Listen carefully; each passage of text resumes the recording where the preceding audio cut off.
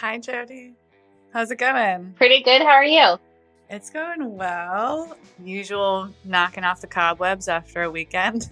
I know. I know. I had to wake up really early this morning and I was like, oh gosh, like it's a Monday and it's early. Like I hope my brain is like working. All the nerve endings were not connecting, but I'm getting there. So, No guarantees. Usually it takes me a couple days, but this weekend my boyfriend was traveling, and every time I have the house to myself, I'm like, what major projects can I undertake this weekend? yeah, me too. My husband was traveling and so I was doing the same thing. I was like, and also because I can just make all the decisions.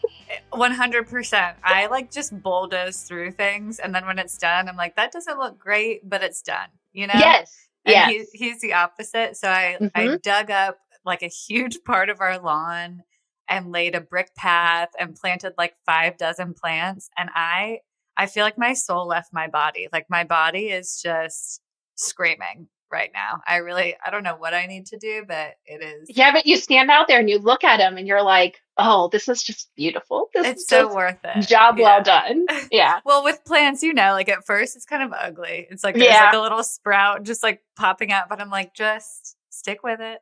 Give it a few months. It'll be beautiful. It'll get there. Yeah. So you're based in Chicago, is that right? Hmm. Yeah. Yeah. Awesome. Where are you? I'm in Nashville. Oh, So okay. Okay. yeah, a little bit south, but are you having warm weather yet? Ish. It like goes up and down. So there, I think Friday it was like 67 and Oh my humid. And then the next day it was like in the 30s.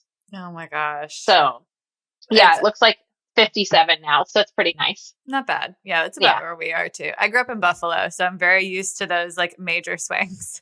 Yes. That lake effect. That's exactly right. Yeah.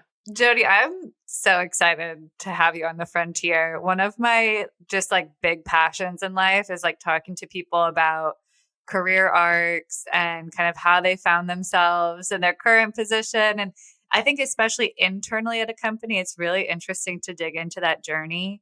A lot of folks who are listeners of this podcast or they read our newsletter bop around and wear different hats just within the general, like, I work in tech Yeah. umbrella. Yeah. So I think this will be really fun. We've got Jody. Is it Soldo? Yeah. Oh my God, I got it right on the first You did. time. You did. Jody Soldo, she's the director of business operations at High Note. And I'm super excited to hear more about High Note. But essentially, what I have in my notes is it offers products and services for white label credit cards and then a slew of other embedded finance services, which I'm excited to talk to you about. So Jody's in Chicago, true Midwesterner. I see you went to the Ohio State University, I did. and you have a master's in special education, which we need to talk about because I have a master's in education as well. Wow. Not special Yeah. education, but funny how, yeah, I feel like we always find each other, us educators in tech. I know. I know. And you and your husband foster dogs, and I hear you have a litter of puppies right now and their mom. We do. Yeah. I woke up this morning at 5:30 to crying puppies that needed to be fed. So, Oh my God. yeah, it's been an early morning, but it was really easy in the beginning when the mom was doing all the work and we were just taking care of her. And now we're 7 weeks in. So, Oh my gosh. So how old were the puppies when you first got them? 2 days. Oh Um, Yep, we went and picked up the mom and the puppies from an owner who wanted to surrender them, just couldn't take care of them. my We gosh. had never fostered puppies before. We fostered like more adult dogs. And I don't think that we knew what we were getting ourselves into, but we covered a room in our house with a bunch of plastic. It looked like we were going to kill somebody. Oh my Um, God. and we put up a pin and they've been there ever since. So it's been really fun to watch them grow up too. Oh my, yeah, putting that mechanical engineering degree to work. Hmm. That Hmm. is, it has always been my dream to foster puppies. I think it's just like, when you're a kid, if you're an animal loving kid, there's no bigger dream than having Yeah. a litter of puppies in your house. But I'm glad I'm talking to you today so you can talk me out of it. It's a lot of work. But I will say that a lot of friends like to come over, and I'm like, come over, play with the puppies. It's wonderful. I'll sit and Yeah, work, and you can just be playing with the puppies because it wears them out because they have a lot of energy. I imagine. I'm thankful. I have a Australian Shepherd, and he's the laziest Aussie that's ever existed. Perfect. Everybody else who has Aussies is like, they're crazy. Like, I have to run them 6 miles every day. And my dog is just, he runs in circles around the chicken pen like every 3 or 4 hours. And other than that, he's like, I'll just nap. Thanks. Yeah, that sounds like the perfect dog. Yeah, he is pretty perfect. He killed a mole yesterday, so he's getting a raise, I think. So you started at High Note. You started on the product team, Hmm. and you've since moved into business ops. Yeah, So let's talk. And it sounds like you were also in education at one point. I was. So maybe like take us through the beginning. What is your career journey? I graduated with an engineering degree. I went and became an engineer for a year, and I was like, this is not the life for me. It was really boring, and people would just like clock in and clock out. And I was used to being really involved at Ohio State. And so I actually left and joined Teach for America for 2 years, which is, Oh, I did TFA too. oh, there we go. Yeah, So that's where I got my education degree. I got it. taught in DC, and I loved it. It was just it was really hard for me to be the person that I wanted to be and like show up. I'm a big introvert, and so coming every day and being in front of a classroom of students was very draining. So I taught for a couple years, but then I went back into tech.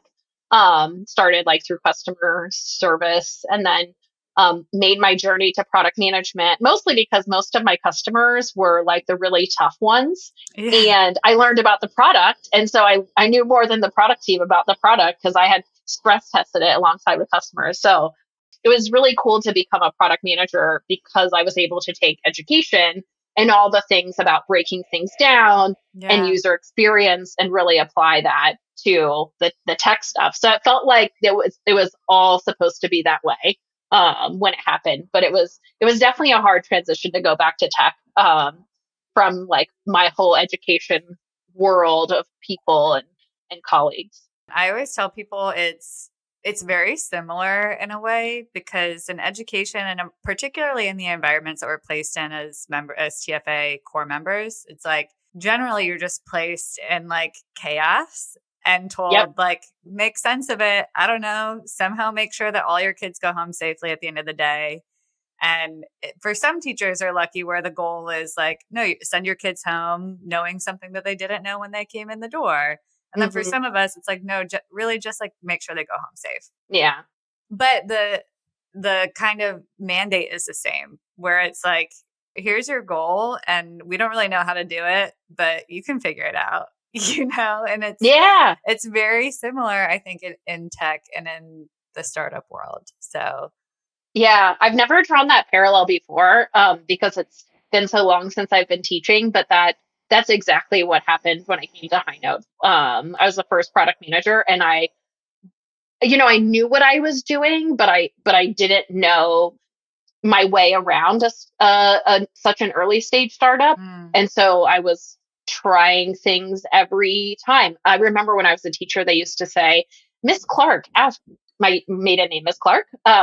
After every weekend, you come back and you have like a new thing that you're trying and a new idea. And I was like, yep. And I think that's actually how I approach some of the startup world as I've come back and be like, yeah, okay, this week we're going to try something new. new direction. New direction. Here we go. Oh my gosh. Okay, so product management, I feel like you made that seem like it was just like an easy, like, let's move from CS to product. It's actually really hard. And so I imagine we've got folks listening who are interested in getting into product. And I'm curious if you've got some advice for folks, especially if they're maybe looking to make an internal transfer from one team onto the product team. What are some first steps they can take that you had success with? Yeah, I think one of the things I did is I learned the product really deeply and then partnered across with product managers and and became a resource for them at some point, that they would come and ask me, hey, what do you think we should do here? What's your advice here? Um, and I think the other thing too is that, like, I just had this deep curiosity. When I was at Braintree, one of the core principles was ask why. Mm. And I think that curiosity, like when you have that and when you're trying to understand why people are making a decision, why why we are implementing some product feature, I think you can represent the customer a lot better. And so I feel like like that's pretty core to what I've tried to do throughout my journey in product management. And I think that probably served me pretty well in that transition too. I've heard from other folks that like being the expert on customers or being the expert on the product can take you really far Yeah. because everything else is a learned skill. Like learning how to do project management stuff is like, you know, you can pick it up in a week. Yeah. There's a framework for that. There's a framework for that. We should put that on a t-shirt. Yeah, but you know, the hard won knowledge of the customer and the product is something that's not quite as easy to grok. So okay, so you got into product and then you came over to High Note as a product manager. And now you are in business operations. So talk to me about that. What did that transition look like? The transition, I have to say personally, was pretty hard for me, actually. Mostly because I think that what High Note as a business was looking for was a product leader at we had grown over time. We started to get customers, we're launching customers. And really what we needed was a product leader who could start to do this 5, 10 year roadmap, really high level stuff. And that's just not me. Like that is not what I'm good at. I'm a very tactical person. Like I'm like, okay, what do we need to do now? What should we get done? And so I didn't have that skill set, but I also like wasn't excited about learning that myself. Mm-hmm. And so as this came up, my boss had said, we're looking for a head of product, and here's the person that we're looking for in terms of like what the makeup of it was. And when I started to look at it, I was like, yeah, that's not me. Like, I don't actually want to do that. And so I did like more of my own soul searching of like, okay, let me make a list of the stuff that I really like to do here. Cause I know I'm valued as an employee, but I need to figure out what that means. Mm-hmm. And in doing that, I really got an opportunity to sort of test out business operations, because business operations is really like you work on the most important projects that the company needs at any point in time. And I was like, yeah, this sounds exactly like what I like to do. Like run to trouble, try to find how we can fix it, and then leave it to the team that's got it, and then go find another problem. And that's kind of what I spent my first year doing. So once I started to look at that and try it on, I was like, oh, I can do this. And I actually started to find colleagues that had that same transition in their career, and like ask them about the job. Like, what do you think? Like, is this, do you like what you're doing? And it started to grow on me. Like, okay, yes, this is actually the job for me. And we hired an awesome head of product, and I'm so excited to partner with her because now we've got 4 hands instead of 2 to be Yeah. able to do the like product work that we need to. So I've never heard business ops described that way. And it is like so precisely what business ops is. You know, I think we muddy it often because the nature of the projects can change so vastly, but you're working on whatever is most important in that moment with the intention of then passing it off to the relevant team. And I think at a certain stage of growth, that's such a critical function that we often overlook and don't even think of as something that we can hire somebody to manage, because it feels like, oh, well, if it's a product problem, let product deal with it. Or if it's a operations, let ops deal with it. Or the cool part too is that I liked problems that weren't necessarily product problems or operations problems or even sales problems. And so I got to sit down and say, like, these are the problems that I want to be involved in, and make that part of my job. And so I keep that list with me so that I make sure, like, okay, I'm continuing to do this stuff, Because ultimately that makes me excited to come to work, is doing the stuff I know is necessary for the business, but is also like super fun. Like I still work on API docs. I still help, with the stuff on the website. Like Yeah. I just get to do a little bit of everything. Have you been surprised at all by the things that have been transferable from the product side into the biz ops side? 100%.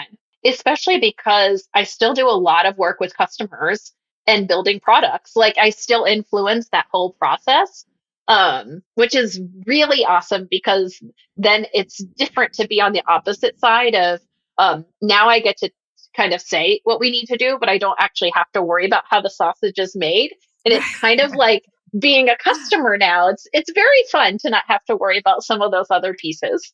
Okay, let's talk a little bit about High Note because, first of all, I love y'all's website. Whoever did your design, major props to them. But like I said, I understand that the core product is white label credit cards. And then there's a slew of other financial products and services that are nested underneath. So I'd love to hear, like, quick elevator, like, what is it that High Note does? What value do you provide? And then I'd love to get into like some use cases. One thing that's really interesting, and I didn't know this before I started High Note because I actually didn't know about card issuance at all, is that there are a lot of different problems people use, like prepaid debit cards, cards to solve that you wouldn't think of like a traditional card. Like I got my Old Navy card because I get rewards from it. But there's actually like a lot of different ways that people issue cards. For example, in the travel industry, um, people issue virtual cards as they're paying for their hotel or your rental car, and they kind of bundle it all at once.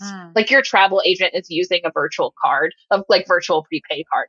And I had no idea behind the scenes that like these things are solving the types of problems that you would think that payments has already solved. Right. So, that's kind of what we're like made out to do, is to help solve those types of problems, but in a way that allows us to be driven by what customers need rather than like, here's our opinion about the way you should do things. It's more around, here's what we've got. Let us know what you're trying to accomplish. And then we can try to either solution for you, or we might have, like you said, some other tangential product that helps to complement what we do with cards that actually allows people to innovate around some specific area that they know way more about than us. Yeah. Have there been any particular use cases that have been kind of like more surprising or unique to you over the years of folks using your product? One I think that it was really interesting to me is, we have a company called Stretch, and they work primarily with people who have been recently incarcerated. And I guess when you get out of prison, usually you get a paper check, or sometimes you get a prepaid card. And if you think about like you're getting out of prison, you're in a transitional home, you're going to a bank, but you don't have a bank account, you don't have a home address, you may not even have an ID to be able to verify your identity. So Stretch's whole goal is to be able to help like enable services to allow for them to be able to get an account, issue a card, they can deposit their check. And so when they start to get a job, they can actually deposit their check into their account rather than needing to go get a bank account. And it's just one of those like very specific things that you think like, really, we still issue people paper checks, and we like, this isn't an easy process, that just felt like we were solving for their specific audience. Mm-hmm. That's fascinating. I used to work in refugee relocation, and it was a similar problem where it's like, what do we do? It's a unbanked population, which is massive, obviously outside of the U.S., but we have tons of populations here in the U.S. who are unbanked, and yeah, it seems like a really interesting solution. Yeah, there's more commercial solutions that we have. For instance, we've got fleet providers that in the fleet industry. So when you go and buy gas, if you're a fleet operator, let's say, you actually can get a specific card that allows you to track the gas, like type of gas, the amount you pay. And what happens behind the scenes is these fleet companies actually do a deal with the major gas chains, to Mm, give discounts on the back end. This is like outside of Visa and MasterCard. And they do these deals where you can get a discount too. And so if you're, I don't know, even if you're like small plumbing, like you've got a fleet of vans, you can actually be involved in the discount process. So cool. like this is a random thing that happens like way behind the scenes, but that actually help promote like small businesses too. What a niche. I'm always so fascinated by these like super niche problem spaces that like it's part of the fabric of the way that life works for many of us, but we don't think about what's several layers below, which are like Yeah. card issuance. And then like I would never think of that as a problem space that I could feasibly solve with a startup. So kudos to High Note founders. Yeah, I've been amazed at the use cases that we've heard of, and there are just more. There are just so many places where people use cash where they Yeah. shouldn't. And if you have a card program, you actually get more data about what people are spending, and so then you can offer better rewards to them, or you can have more insight about your users. So it's been super interesting to like understand that whole world of payments that I had. Like I say, I have payments experience, but this is like unlocked a whole different world for me. And how long have you been with High Note? A little over 2 years. Wow. I feel like every time I speak with somebody who's working in kind of a niche industry, especially fintech, like there's so many financial concepts when we're talking about banking and card issuance that are just, they're complex. And sometimes it feels like maybe intentionally complex. And so it's awesome to hear how quickly it seems like you've been able to become embedded in that world. Has Was there anything that really helped you kind of grasp like, okay, here's what we do and who we do it for? I mean, I think part of the reason it helped because I was employee 13. Oh my gosh. Yeah, so there weren't a lot of people doing it before I started, and I think that a lot of what we did, we made mistakes along the way. And so we weren't, we had a bias to action rather than like a bias for always being exactly right. Mm, And as we brought on more, like I would say experts, people who have done this before, they've kind of came and said like, "Oh, what are you doing there? That's actually not right." And I've been like, "Great. I'm so glad you're here. Let's change that and keep moving forward." And so some of that like learning just happened because we made a whole bunch of mistakes, but it was fine because we just wanted to get started quickly. I like that approach. And I think the way I structure decisions in my brain is like, the only way I'm going to be stressed about it is if a mistake could cost us $1 million. Yep. If a mistake is going to cost us any less than $1 million, I mean, hopefully my boss doesn't hear this. I promise I'm not wasting $1 million on mistakes, but like that's the mindset, right? Like what you're going to net in a learning is usually more valuable than what you could have saved by not making the mistake. So, Yeah, that's exactly right. And I think also being humble. We like I'm when people tell me that we're wrong, I'm like, wonderful. I'm so glad that you've got the expertise. I'm not going to hold on to my opinions so hard that like it had to be this way. There's mhm. new information. Let's change it and let's keep moving forward.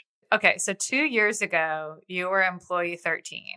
And since then, High Note has scaled over 100 teammates. Like, Yeah, that is massive. I've been in startups for a while, but I have never kind of worked through that level of a transition. So I me would love, neither. I've this never is done your, that before. okay, This cool. is my first. Yep, first time. So this is fresh. This is probably a good question to ask now then. I'd love to hear just like a few high level takeaways. Like what has that been like? Has there been anything that was kind of intentional about that period that you and the team wanted to hold on to? What was your experience? I mean, I think one of the most important things is we knew what we were good at and what we weren't good at. And so when we would look into hiring, like for instance, when we hired a new product manager, we looked for someone who knew about the credit space. Mm, And we hired a great guy. He was at Capital One for 8 years, like has so much deep knowledge.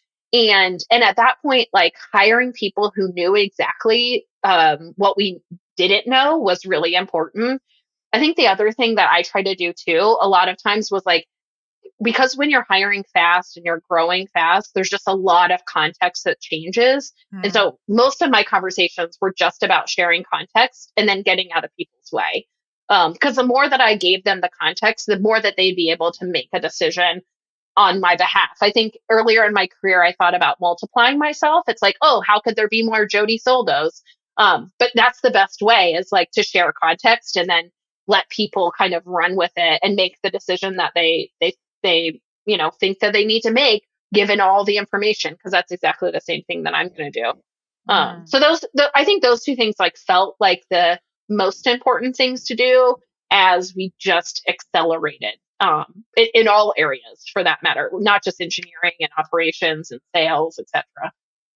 I think in order to do the first thing you mentioned, which is like hire where you have gaps, is to have a really clear picture of what's next, right? Yeah, And I think that's hard for a lot of us because when we think about hiring, I'm the same way as you. I'm like, well, how can I expand my bandwidth, right? Like how can I just like make it easier to hit everything that I have on my like 1 year horizon checklist? When really it's no, as a business, we might need someone who's an expert in this area that we're not currently thinking about, but we should be thinking about in the next 1 to 2 years. Like that takes a lot of foresight.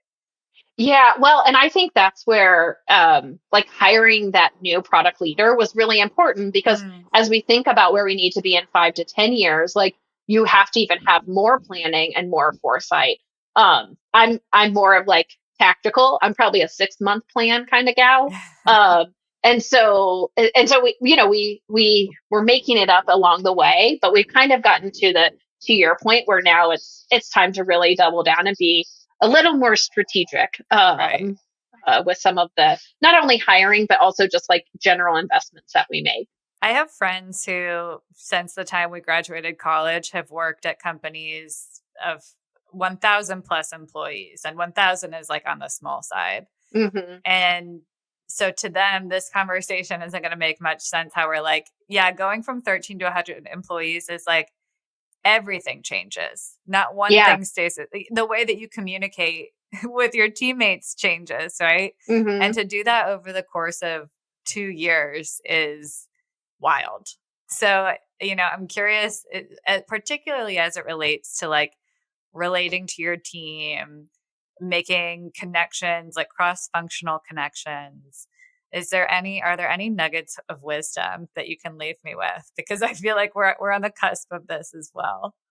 75% of our team is remote, and I've found that it's really important to have not necessarily personal relationships, but like good relationships with people across the organization, no matter what team they're in, and like to get to know them well. Yeah. So we're a camera on company. We make sure like we're like leaving time to just like, hey, how was your weekend? Or oh, like how are the dogs? How are your puppies, etc. Like I think that kind of stuff is really important, like relationship building, because at the end of the day, I'm going to have to ask somebody to do something for me that is outside of what they were planning to do one day or what maybe their job is supposed to be. Hmm. And I think that's been pretty important, for me along the way. I, I would also say, I mean, you're never going to get it right. I don't know, like just be okay with mistakes, Yeah. and be okay with just trying something. Like that bias for action has actually really served well. And even in some cases, oh, we are a team of overthinkers sometimes, of like, and then we could do this big thing and that would be great. But it's like, what's the small thing we can do today? What's the little thing Yeah. that can like move it forward? I think that has probably helped us a ton in just getting the boulder a little bit further and further, because we make up some boulders for ourselves, We do. but we have to push it a little bit.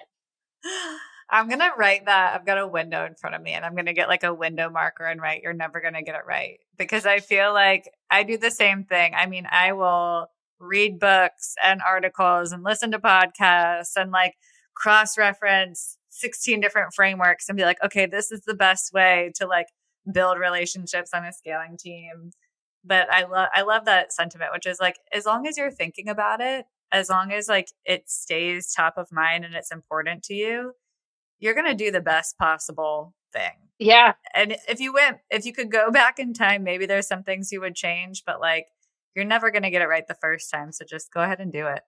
Yeah. Just try it. Right. And build relationships along the way. So when you don't get it right and you have to apologize, that you go and you're like, okay, I messed this one up. Yeah. Sorry, guys. Yeah. So maybe the rule is like, just do it, like do the thing, but also like be a good human. Yes, like 100%. Yeah. Unfortunately, I feel like we've got a lot of maybe non-examples in the news of like, I know, but that's helpful. You always have to have like an example and a non-example for sure. Yeah, that's exactly right. Well, Jody, this has been so much fun. I think particularly for folks who are thinking about getting into product, kind of switching cross-functionally within their organization, this is going to be a really helpful episode. If folks are listening and they want to get in touch with you or learn more about Highnote, where should we send them? Highnote.com, our awesome website. It's very cool. Feel free to check that out. And I love to connect with people on LinkedIn. So feel free to connect with me. I think the road to product is never going to be the same. And I will get back to product even though I'm in business operations. I haven't made a hard pivot into a new career. So if you ever just want to talk shop or need some advice, like I'm happy to help. Awesome. Well, Jody, thank you so much. I hope we get to talk soon. Okay, bye. Thanks for listening to the Frontier Podcast powered by Gun.io. We drop 2 episodes per week, so if you like this episode, be sure to subscribe on your platform of choice and come hang out with us again next week and bring all your internet friends. If you have questions or recommendations, just shoot us a Twitter DM at The Frontier Pod, and we'll see you next week.